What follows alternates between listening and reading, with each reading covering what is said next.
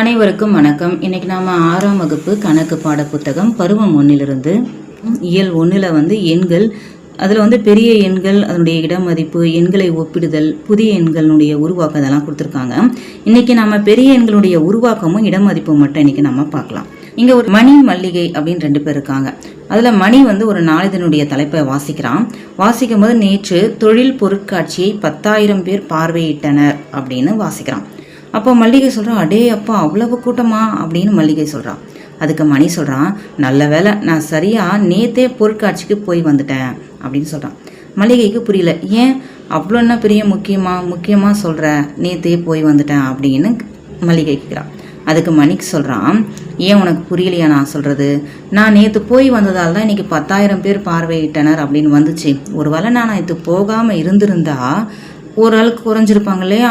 அப்போ 9,999 பேர் தான் பொருட்காட்சியை பார்வையிட்டனர் அப்படின்னு இந்த நியூஸ் பேப்பரில் வந்திருக்கோம் அப்படின்னு சொல்கிறான். இப்போ மணி சொல்கிறது சரியா, அவன் சொல்கிறது அப்படி தான் நடந்திருக்குமா அப்படின்னா இல்லை. ஏன்னா ஒரு நியூஸ் பேப்பரில் ஒரு அதிகப்படியான மக்கள் தொகையை குறிப்பிடுறாங்க அப்படின்னா ஒரு பெரிய எண்ணிக்கையில் வரும்பொழுது அதை முழுமைப்படுத்தி ஒரு பெரிய எண்ணிக்கையில் தான் சொல்லுவாங்களே தவிர அதை விரிவுபடுத்தி சொல்ல மாட்டாங்க. 9,999 பேர் அப்படின்னு சொல்ல மாட்டாங்க. அதை மொத்தமாக 10,000 பேர் அப்படின்னு சொல்லிடுவாங்க. ஒரு 10,000, லட்சம், கோடி அப்படின்னு பெயர்களை தான் சொல்லுவாங்க. அன்றாட வாழ்க்கையில் பெரிய எண்களை கையாளுறதுக்கான சூழ்நிலைகள் நமக்கு அடிக்கடி ஏற்படுது. எப்படின்னா இப்போ ஒரு மாவட்டத்தில் எவ்வளோ பேர் வசிக்கிறாங்க அப்படின்னு ஒரு மக்கள் தொகையை சொல்லணும், இல்லை அரசாங்கத்தினுடைய நிதி ஒதுக்கீடை பற்றி சொல்லணும், இல்லை விண்மீன்களுடைய தொலைவோ, இல்லை ஒரு ஆண்டின் விற்பனை செய்யப்பட்ட மிதிவண்டிகளின் எண்ணிக்கை, இந்த மாதிரி பல சூழ்நிலைகளை இந்த பெரிய எண்களை பெயர்களை தான் நம்ம பயன்படுத்துகிறோம். உங்களுடைய புத்தகத்தில் பார்த்தீங்கன்னா அதுக்கு ஒரு எடுத்துக்காட்டாக கொடுத்துருக்காங்க. தமிழ்நாட்டில் ஏறத்தாழ 26,345 சதுர கிலோமீட்டர் வனப்பகுதி உள்ளது. இது ஏறத்தாழ தான், இதுவே கரெக்டுன்னு சொல்ல முடியாது இல்லையா. அதே போல தான் பால்வெளி திரளில் ஏறத்தாழ 20,000 கோடி விண்மீன்கள் உள்ளன. அதாவது அதிகப்படியாக அந்த பெரிய எண்ணிக்கையில் தான் சொல்கிறோம். தொடரி முன்னி ஒரு நினைவு கூறுதல். தொடரி என்பது ஒரு எண்ணோட 1ஐ கூட்டினால் கிடைப்பது தொடரி. முன்னி என்பது ஒரு எண்ணிலிருந்து 1ஐ கழித்தால் கிடைப்பது முன்னி. சரி, 999ஓட 1ஐ கூட்டும்போது நமக்கு கிடைப்பது 1000. 10,000லிருந்து 1ஐ கழித்தால் 9,999. 4,576 தொடரி, இது கூட 1 கூட்டினா நமக்கு கிடைக்கும் இல்லையா. இப்போ 4,577. 8,970 முன்னி 8,969.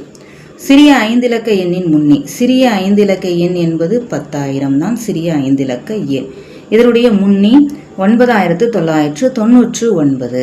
பெரிய எண்களின் உருவாக்கத்தை பார்க்கலாம். அதற்கு முன்னாடி ஓரிலக்க எண், ஈரிலக்க எண் அப்படின்னா என்னன்னு முதல்ல பார்த்துடலாம். பார்த்துட்டு அந்த பகுதியை பார்க்கலாம்.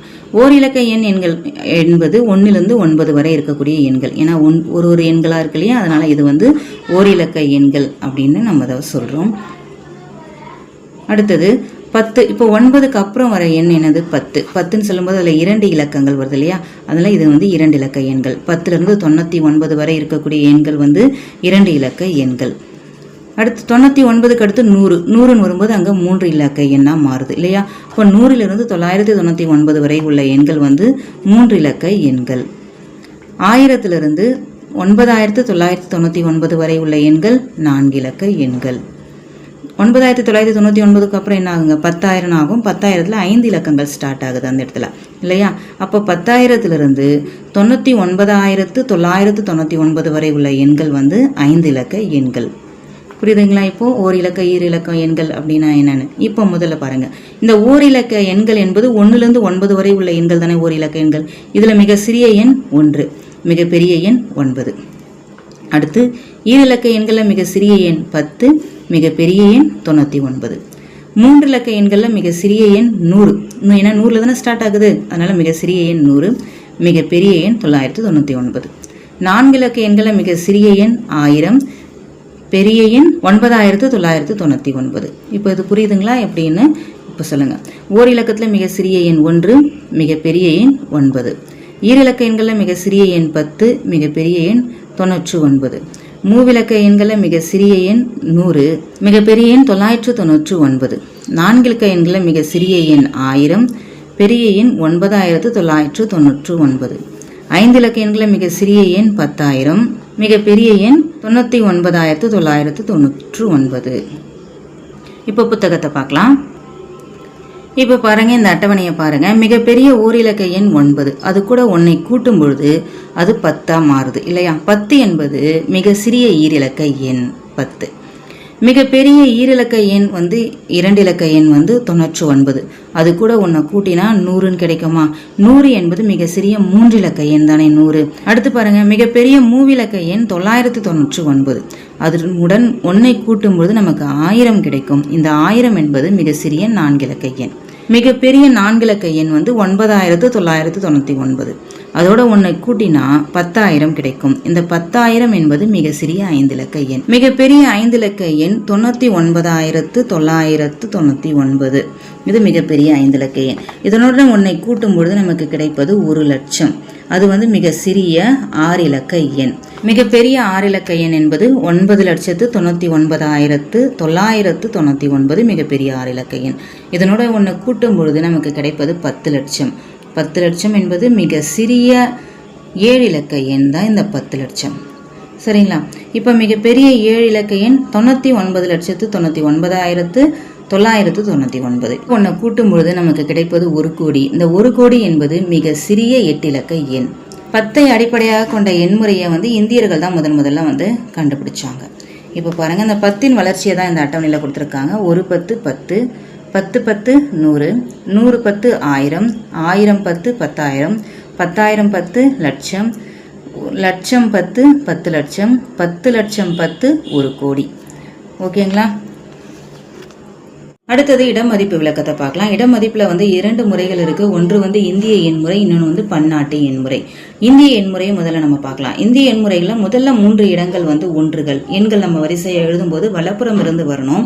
இடமதிப்பு கொடுக்கும்போது வலப்புறம் இருந்து வரணும். வலப்புறம் இருந்து பிரிக்கும்போது முதல் 3 எண்களை ஒன்றுகள், அடுத்த 2 இடங்கள் ஆயிரங்கள், அடுத்த 2 இடங்கள் லட்சங்கள், அடுத்த 2 இடங்கள் கோடிகள். இந்த மாதிரி தான் நம்ம இந்திய எண்முறையில் பிரிக்கிறோம். எண்களை பிரிக்கிறோம். பிரிக்கும்பொழுது ஒரு காற்புள்ளிகளை இடுவோம். சரிங்களா? இப்போ பாருங்க, இந்த எண்ணை முதல்ல வலப்புறம் இருந்து எழுதிட்டே வரும். இப்போ இதுதான் அந்த எண். இப்போ இங்கே இருக்கிற எண்ணை நான் படிக்கணும். எப்படி படிக்கிறது? இடமதிப்பு தெரிஞ்சாதான் படிக்க முடியும். இவ்வளோ பெரிய எண்ணை என்னால் அப்படியே படிக்க முடியாது இல்லையா? இடமதிப்பு தெரிஞ்சாதான் நான் அதை படிக்க முடியும். அப்போ முதல்ல என்ன பண்ணணும்? முதல் 3 இடங்களுக்கு ஒரு காற்புள்ளி. ஏன்னா முதல் 3 இடங்கள் தான் ஒன்றுகள். அடுத்து 2 எண்களுக்கு ஒரு காற்புள்ளி, அடுத்து 2 இடங்களுக்கு ஒரு காற்புள்ளி, இந்த மாதிரி இடுறோம். சரிங்களா? முதல் 3 ஒன்றுகள் இருப்பது ஒன்றுகள், அடுத்து 2 இடங்கள் 1000, அடுத்து 2 இடங்கள் லட்சம், அடுத்த 2 இடங்கள் கோடிகள். ஆக இதை நான் எப்படி படிக்கணும்னா 35,94,68,421. சரிங்களா? இந்த மாதிரி தான் நம்ம படிக்கணும். எழுதும் போதும் இப்படித்தான் நம்ம எழுதணும். அடுத்து இந்த எண்ணை பாருங்க. இந்த எண்ணை நம்ம எப்படி பிரித்து படிக்கிறதுன்னு பாருங்க. முதல்ல இந்திய எண்முறையில் படிக்கணும் அப்படின்னா முதல்ல 3 எண்களுக்கு ஒரு காற்புள்ளி, 1 2 3, 3 எண்களுக்கு ஒரு காற்புள்ளி, அடுத்து 2 எண்களுக்கு ஒரு காற்புள்ளி, அடுத்த 2 எண்களுக்கு ஒரு காற்புள்ளி. காற்புள்ளினா கம்மா. சரிங்களா? இந்த மாதிரி கம்மாவை போட்டே போகணும். இப்போ முதல் 3 எண்கள் ஒன்றுகள், அடுத்த 2 எண்கள் ஆயிரங்கள், அடுத்த 2 எண்கள் லட்சங்கள், அடுத்த எண்கள் கோடி, அடுத்த 2 எண்கள் கோடி. இந்த மாதிரி போகும் இந்திய எண்முறையில். இப்போ படிக்கும் பொழுது நம்ம இடப்புறம் இருந்து படிக்கணும். கமா போடுறதுக்கு வலப்புறம் இருந்து போட்டு போகணும். படிக்கும்பொழுது இப்போ இடப்புறம் இருந்து வரணும். அதாவது 9 கோடியே 29 லட்சம். அவ்வளோதான். இங்கே அடுத்து எண்கள் எதுவுமே இல்லை இல்லைங்களா? அதில் 9 கோடியே 29 லட்சம். இந்திய எண்முறைக்கு சில எக்ஸாம்பிள்ஸ் சம்ஸை பார்க்கலாமா? இப்போ பாருங்கள், இங்கே இந்த எண்கள் இருக்குது. இதை முதல்ல நம்ம என்ன பண்ணணும்? வலப்புறம் இருந்து கமாஸ் போட்டு வரணும். 1 2 3, 3 முதல்ல 3 இடங்கள், அடுத்து 2 இடங்கள், அடுத்து 2 இடங்கள், இந்த மாதிரி கம்மா போட்டு வரணும். சரிங்களா? முதல்ல 3 இடங்கள் ஒன்றுகள், அடுத்து வர 2 இடங்கள் ஆயிரங்கள், அடுத்து வர 2 இடங்கள் லட்சங்கள், இங்கே அடுத்து கடைசியாக வர 2 இடங்கள் கோடிகள். இதில் ஒன்றுகளை 3 எண்கள் இருக்கு இல்லையா? இது 1 10 100, இது 1 10 1 10 1 10, அவ்வளோதான். இப்போ இது வெறும் 5 மட்டும்தான் 5 கோடி. ஏன்னா அது ஒன்றுகள் தானே 5 கோடி. இப்போ இது 10 அப்படின்னும் போது இது 35 கோடி, அவ்வளோதான். சரிங்களா? இப்போ இது படிக்கும்போது எப்படி சொல்லலாம்? 35 கோடியே 94,68,421. அடுத்து பாருங்க, இதுவும் அதே போல தான். 3 எண்களுக்கு ஒரு கமா, 2 எண்களுக்கு ஒரு கமா, அதாவது 2 இடங்களுக்கு ஒரு கமா. அடுத்து இங்கே எதுவும் இல்லை. இது ஒன்றுகள், இது ஆயிரங்கள், இந்த 2 முடம் லட்சங்கள். அப்போ 78,500,000 அது மாதிரி எழுதுனாங்க. அடுத்து இந்த கணக்கு பாருங்க. இந்த எண்களை நம்ம எப்படி எழுதலாம்? முதல் 3 இடங்களுக்கு ஒரு கமா, அடுத்த 2 இடங்கள். சரிங்களா? இந்த 3 இடங்கள் ஒன்றுகள், இது ஆயிரங்கள். 47,684. இந்த கணக்கு பாருங்க. இந்த எண்களில் 1 2 3 3 எண்களுக்கு ஒரு காமா, 2 இடங்களுக்கு ஒரு காமா, இங்கே 2 இடங்களுக்கு ஒரு காமா. இது வந்து ஒன்றுகள், ஆயிரங்கள், லட்சங்கள், இது வந்து கோடி. சரியா? அப்போ இதை எப்படி எழுதணும்? 5 கோடியே 34,09,098. இது பாருங்க, இங்கே 3 இடங்களுக்கு ஒரு காமா, இங்கே 2 இடங்களுக்கு ஒரு காமா, இங்கே 2 இடங்களுக்கு ஒரு காமா. இப்போ இதை எப்படி படிக்கலாம்? இது வந்து ஒன்றுகள், ஆயிரங்கள், லட்சங்கள், இது வந்து கோடிகள். சரிங்களா? 35 கோடியே 69,45,682.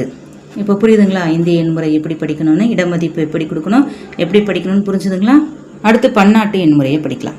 பன்னாட்டு எண்முறை என்பது உலகத்தில் பல்வேறு நாடுகளில் இது பின்பற்றப்படுது. அந்த பன்னாட்டு எண்முறை நம்ம இந்த மில்லியன்லாம் கேள்விப்பட்டிருப்போம் இல்லையா? மில்லியன், பில்லியன், இதெல்லாம் வந்து பன்னாட்டு எண்முறையில் பயன்படுத்துறது. பாருங்கள், பன்னாட்டு எண்முறையில் வலப்புறத்துலேருந்து தான் இதையும் பிரிக்கணும். ஆனால் வலப்புறத்துலேருந்து 3 இடங்களாக அப்படியே பிரிச்சுக்கிட்டே வரணும். சரிங்களா? முதல் 3 இடங்கள் வந்து ஒன்றுகள், அடுத்த 3 இடங்கள் வந்து 1000, அடுத்த 3 இடங்கள் வந்து மில்லியன், அடுத்த 3 இடங்கள் வந்து பில்லியன். இந்த மாதிரி தான் பிரிக்கணும். ஃபார் எக்ஸாம்பிள் இங்கே பாருங்கள், இந்த எண்கள் இருக்கா, இதை நான் எப்படி பிரிக்கிறேன்னு பாருங்கள். முதல் 3 இடங்கள் 1 2 3, முதல் 3 இடங்களுக்கு ஒரு காமா, வலப்புறம்லேருந்து வரணும். அடுத்த 3 இடங்களுக்கு ஒரு கமா, அடுத்த 3 இடங்களுக்கு ஒரு கமா போட்டுக்கிறோங்களா? வலப்புறம்லேருந்து வரும்பொழுது முதல்ல இருக்கிற 3 இடங்கள் வந்து ஒன்றுகள், அடுத்து இருக்கிற 3 இடங்கள் வந்து ஆயிரங்கள், அடுத்து வருகின்ற 3 இடங்கள் வந்து மில்லியன், அடுத்து வருகின்ற இடம் வந்து பில்லியன். இப்போ இது நம்ம படிக்கும்பொழுது 3 இடங்களாக வருது இல்லையா? 1 10 100 எல்லாமே. சரிங்களா? 1 10 100, 1 10 100. இது ஒன்றுகள்ன்றதால 1 10 100. இது 1000 என்பதால் 1,000, 10,000, 100,000. அடுத்தது மில்லியன் என்பதால் 1 மில்லியன், 10 மில்லியன், 100 மில்லியன். இது பில்லியன் வந்து 1 பில்லியன், 10 பில்லியன். சரிங்களா? அதுதான் அதனுடைய இடம் மதிப்பு. புரியுதுங்களா? இப்போ இதை எப்படி படிக்கிறதுன்னு பார்க்கலாமா? இப்போ இது வந்து 35 பில்லியனே 694 மில்லியன் 568,421. இந்த மாதிரி இது எழுதும்போது. சரிங்களா? இப்போ பன்னாட்டு எண்முறையில் எழுதுறதுக்கான சில எக்ஸாம்பிள் சம்ஸை பார்க்கலாம். இப்போ இந்த எண்ணை வந்து பன்னாட்டு எண்முறையில் பிரிக்கிறோம். பன்னாட்டு எண்முறைன்னு சொல்லும்போது வலப்புறம் இருந்து தான் வரணும். இது வந்து ஆனால் 3 எண்களுக்கு காற்புள்ளிகள் எழுதுறோம். 1 2 3 இங்கே ஒரு காற்புள்ளி, 1 2 3 ஒரு காற்புள்ளி. முதல்ல வர 3 எண்கள் வந்து ஒன்றுகள், அடுத்து வருகின்ற 3 எண்கள் ஆயிரங்கள், அடுத்து வருகின்ற 3 எண்கள் வந்து மில்லியன். அதே போல் தான் இங்கேயும் முதல் 3 எண்களுக்கு காற்புள்ளி, அடுத்த 3 எண்களுக்கு காற்புள்ளி, அடுத்த 3 எண்களுக்கு காற்புள்ளியை இடுறோம். முதல்ல வர 3 எண்கள் வந்து ஒன்றுகள், அடுத்து வருவது வந்து ஆயிரங்கள், அடுத்து வருவது மில்லியன், அடுத்து வருவது பில்லியன். சரிங்களா? இப்போ படிக்கும்பொழுது இது எப்படி படிக்கணும்? 756 மில்லியன் 134,534. 3 billion 30 million 304,040. விரிவாக்க முறையில் இடம் மதிப்பு தெரிஞ்சால் தான் நம்ம விரிவாக்க முறையை எழுத முடியும். சரிங்களா? 1 10 100 1000 10,000 லட்சம். அப்போ இங்கே 6 என்பது 6 பெருக்கல் லட்சம். 6 இட மதிப்பு வந்து லட்சம் இல்லையா? இப்போ 6 பெருக்கல் லட்சம் கூட்டல் 7 இட மதிப்பு வந்து 10,000. அப்போ 7 பெருக்கல் 10,000 கூட்டல் 6 பெருக்கல் 6 இட மதிப்பு என்னங்க? 6,000 கூட்டல் 0, 0 இட மதிப்பு 100, 0 100 கூட்டல் 9 இட மதிப்பு 10, 9 10 பெருக்கல் 10 கூட்டல் 7 இட மதிப்பு 1, 7 பெருக்கல் 1. இந்த மாதிரி எழுதுனாங்க விரிவாக்க முறையில். இப்போ 6 பெருக்கல் லட்சம் எவ்வளோங்க? 6 லட்சம் கூட்டல் 7 பெருக்கல் 10,000 70,000 கூட்டல் 6 பெருக்கல் 1000 6,000 கூட்டல் இங்கே 0 பெருக்கும்பொழுது 0 தான் கிடைக்கும், அதனால் அதை எழுத தேவையில்லை. 9 பெருக்கல் 10 90 கூட்டல் 7 பெருக்கல் 1 7. இந்த மாதிரி எழுதணும். இது விரிவாக்க முறை. இந்த விரிவாக்க முறையை பக்கம் 8 வந்து இவற்றை முயல்க அப்படின்னு கொடுத்துருக்காங்க இல்லையா? அதில் முதல்ல இருக்கிற எண்களை தான் நான் விரிவாக்கி எழுதியிருக்கேன். இந்திய எண் முறையில் எப்படி நம்ம சொல்லுவோமோ அதே தாங்க. 1 10 100 1000 10,000 லட்சம். அப்போ 8 இட மதிப்பு வந்து லட்சம். அடுத்து பாருங்கள், இங்கே 4ன்ற எண்ணுடைய இட மதிப்பு கண்டுபிடிக்கிறோம். 1 10 100 1000 10,000. இந்த 4 என்ற எண்ணினுடைய இட மதிப்பு வந்து 10,000. இந்த எடுத்துக்காட்டு கணக்கை பாருங்கள். இந்த எடுத்துக்காட்டுல என்ன கேட்டிருக்காங்க, 1 லட்சத்தில் எத்தனை ஆயிரங்கள் இருக்குது அப்படின்னு கேள்வி கேட்டிருக்காங்க. இப்போ நம்ம என்ன பண்ணணும், 1 லட்சத்தை 1000ஆல் வகுக்கணும். 1 லட்சத்தை 1000ஆல் வகுக்கும்போது நமக்கு என்ன கிடைக்குதுங்க, 100 கிடைக்குது. அப்போ 100 ஆயிரங்கள் இருக்குது. 1 லட்சத்தில் 100 ஆயிரங்கள் இருக்குது. இப்போ அடுத்த எடுத்துக்காட்டில் பார்த்தீங்கன்னா 1 மில்லியனில் எத்தனை ஆயிரங்கள் இருக்குதுன்னு கேட்குறாங்க. 1 மில்லியன் அப்படின்றது 10 லட்சம். 10 லட்சம் தான் 1 மில்லியன். சரிங்களா? இப்போ இந்த 1 மில்லியனை நம்ம இந்த 1000ஆல் வகுத்தா நமக்கு எவ்வளோ கிடைக்குது பாருங்கள், 1000 தான் கிடைக்குது இல்லையா? இப்போ இந்த 1000 ஆயிரங்கள் இருக்குது 1 மில்லியனில். மிக சிறிய 7 இலக்க எண். மிக சிறிய 7 இலக்க எண் எது? 10 லட்சம் என்பது தான் மிக சிறிய 7 இலக்க எண். மிகப்பெரிய 8 இலக்க எண் என்பது 9,99,99,999. இதுதான் மிகப்பெரிய 8 இலக்க எண். அடுத்தது இந்த எண்ணில் 5னுடைய இடமதிப்பு. இந்த 5னுடைய இடமதிப்பு என்னன்னு பாருங்கள். 1, 10, 100, 1000. 5னுடைய இடமதிப்பு வந்து 1000. 5 1000. அடுத்து பாருங்க, என்ற எண்ணின் விரிவாக்கம். முதல் 3 எண்கள் வலப்புறம் இருந்து வருகின்ற 3 எண்கள் வந்து ஒன்றுகள், அடுத்த 2 எண்கள் வந்து ஆயிரங்கள், அடுத்த 2 எண்கள் வந்து லட்சங்கள். இந்த மாதிரி படித்தோம் இல்லையா? அப்போது இது வந்து 76 லட்சம் இல்லையா? அப்போ 70 லட்சம், 76 லட்சம். அது மறுபடியும் நம்ம பிரிக்கிறோம். 70 லட்சம் 6 லட்சம் அப்படின்னு பிரித்து எழுதிக்கிறோம். 70 லட்சம் கூட்டல் 6 லட்சம் சேர்ந்தால் தானே 76 லட்சம் கூட்டல் இது எவ்வளோ ஆயிரங்க, 7. இது 1, இது 10 இல்லையா? 70,000 கூட்டல் 0 இருக்குது, அதனால் தேவையில்லை. இது 9 என்பது 100, 9 100 900 கூட்டல் இந்த 0 தேவையில்லை. அடுத்து 5, 5 ஒன்றுகள் 5. இதுதான் அதனுடைய விரிவாக்க முறை. சரிங்களா? அடுத்து பாருங்கள், சரியா தவறா? ஓர் இலக்க எண்ணின் தொடரி எப்போதும் ஓர் இலக்க எண்ணாகும். ஓர் இலக்க எண்ணுடைய தொடரி வந்து அடுத்து வந்து எப்போவுமே ஓர் இலக்க எண்ணாக தான் இருக்கணும்னு இல்லை. ஏன்னா இப்போ 9னுடைய தொடரி வந்து 10, அது வந்து ஈர் இலக்க எண்ணாக போயிட்டுருக்கு இல்லையா? அப்போ இது வந்து தவறு. அடுத்து பாருங்கள், மூவிலக்க எண்ணின் முன்னி எப்போதும் 3 அல்லது 4 இலக்க எண்ணாகும். முன்னி எப்படிங்க 4 இலக்க எண்ணாகும்? ஆகாது இல்லையா? 3 இலக்க எண்ணுடைய முன்னி வந்து 2 இலக்க எண்ணாக கூட வரும். இப்போ 100 என்பது மூவிலக்க எண். அதனுடைய முன்னி வந்து என்ன இருக்குங்க, 100க்கு 99 வரும் இல்லையா? அப்போ அது 2 இலக்க எண்ணம் மாறுது. அப்போ இது வந்து தவறு. இதுவும் தவறு. அடுத்த கேள்வி பாருங்கள், இந்திய முறையில் என்ற எண்ணை என எழுதுகிறோம் அப்படின்னு சொல்கிறாங்க. இந்திய எண் முறையில் நாம் என்ன பண்ணுவோம், வலப்புறம் இருந்து முதல்ல 3 எண்களுக்கு 3 இடங்களுக்கு ஒரு காற்புள்ளி, அப்புறம் 2 இடங்கள் 2 இடங்கள். அப்போ இதை வந்து சரியாக தான் எழுதியிருக்காங்க. சரி. அடுத்து இந்த எண்முறையினுடைய விரிவாக்கம் இது சரியா பாருங்கள். இது வந்து இந்த 3 எண்கள் வந்து ஒன்றுகள், அடுத்து வந்து ஆயிரங்கள் இல்லையா? 88,000. அப்போ இது வந்து 8 என்பது ஃபஸ்ட்டு 80 இல்லையா? 80 8 பெருக்கல் 10,000, அப்புறம் 8 பெருக்கல் 1000 வரணும். அந்த இதுவே இல்லை அந்த இடத்துல இல்லைங்களா? இப்போ இது வந்து தவறு. 8 பெருக்கல் 10,000, 8 பெருக்கல் 1000, 8 பெருக்கல் 100, 8 பெருக்கல் 10, 8 பெருக்கல் 1ன்னு வரணும் இல்லைங்களா? இங்கே இந்த 8 பெருக்கல் 1000 அப்படின்றது விடுபட்டிருக்கு இந்த இடத்துல. இப்போ இது வந்து தவறு. மிக சிறிய 6 இலக்க எண்களின் எத்தனை 10,000கள் உள்ளன? மிக சிறிய 6 இலக்க எண் என்பது வந்து லட்சம். இந்த லட்சத்தில் எத்தனை 10,000 இருக்குன்னு கேட்குறாங்க. அப்போது இதை வந்து நம்ம 10,000ஆல் வகுக்கலாம். 10,000ஆல் வகுத்தா இந்த 4 பூஜ்ஜியத்துக்கு 4 பூஜ்ஜியம் போயிடுமா? மிச்சம் இருக்கிறது 10. அப்போ எத்தனை ஆயிரங்கள் உள்ளன? எத்தனை 10,000கள்? 10 10,000கள் உள்ளன. அடுத்த கேள்வி, 4வது கேள்வி, கார்புள்ளியை உற்று நோக்கி பின்புறம் எண்களின் 7ன் இடமதிப்பை எழுதுக. கார்புள்ளியை பார்த்து அதனுடைய இடமதிப்பு எழுதணும். இப்போ இது வந்து 7னுடைய இடமதிப்பு. இப்போ இங்கே 7 இருக்குது சரிங்களா? இங்கே 7 இருக்குது. இது வந்து இந்திய எண்முறை, இது வந்து பன்னாட்டு எண்முறை. இந்திய எண்முறையில் இந்த முதல் 3 இடங்கள் வந்து ஒன்றுகள், அடுத்த 2 எண்கள் வந்து 1000, அடுத்து வந்து லட்சங்கள், அடுத்தது வந்து கோடிகள். சரிங்களா? 7 என்பது 10 லட்சத்தில் இருக்குது. இப்போ 7 10 70 லட்சம். சரிங்களா? 7னுடைய இடமதிப்பு வந்து 70 லட்சம் இல்லை 7 10 லட்சம், 10 லட்சம் இல்லைன்னா 70 லட்சம் எழுதிக்கோங்க. அடுத்து இந்த இடத்துல 7னுடைய இடமதிப்பு பாருங்கள். முதல் 3 இடங்கள் வந்து ஒன்றுகள், அடுத்த 3 இடங்கள் வந்து ஆயிரங்கள், அடுத்த 3 இடங்கள் வந்து மில்லியன். சரிங்களா? இதில் 1 10 100, 1 10 100, இதுவும் 1 10 100 தான். இப்போ இது வந்து ஒரே ஒரு மில்லியன். 7 என்பது 7 மில்லியன். அடுத்தது கார்புள்ளியை பயன்படுத்தி பின்வரும் எண்களை பன்னாட்டு முறையில் எழுதுக. கார்புள்ளி அதாவது 3 எண்களுக்கு, பன்னாட்டு முறை அப்படின்னாலே 3 எண்களுக்கு தான் நம்ம கார்புள்ளிகளை இடணும். சரிங்களா? அது வந்து பன்னாட்டு முறையில் கார்புள்ளிட்டு எழுதணும். இப்போ இது எப்படி எழுதுவோம்? 347,056. இது 7,345,671. இது 634,567,105.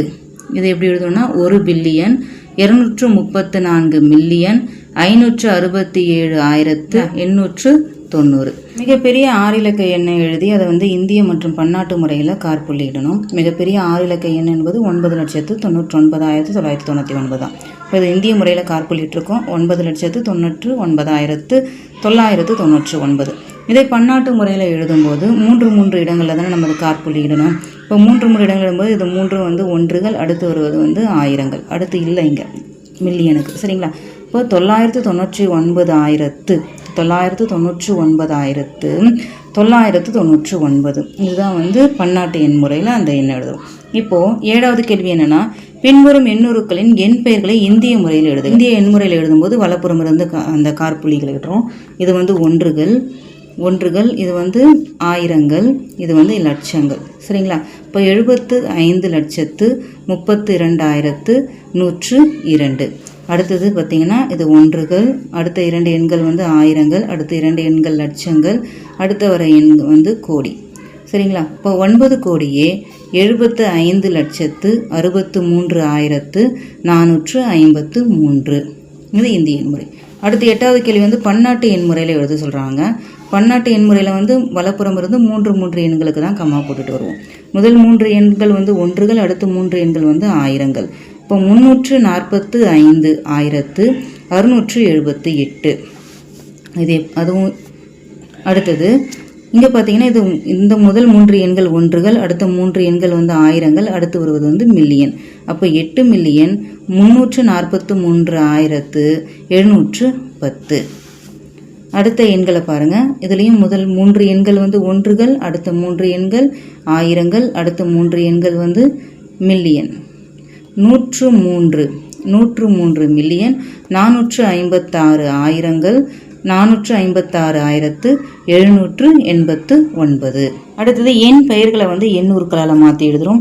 2,30,51,980.